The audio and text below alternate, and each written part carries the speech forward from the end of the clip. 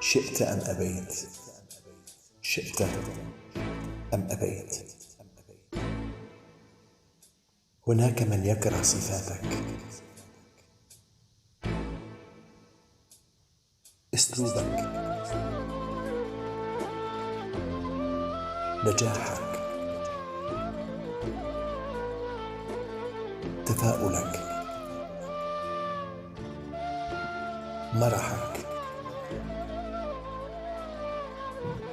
ضحكتك، صحتك.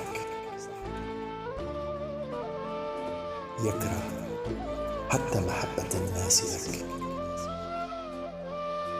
هناك من يموت حقدا بسببك، هناك من يموت حقدا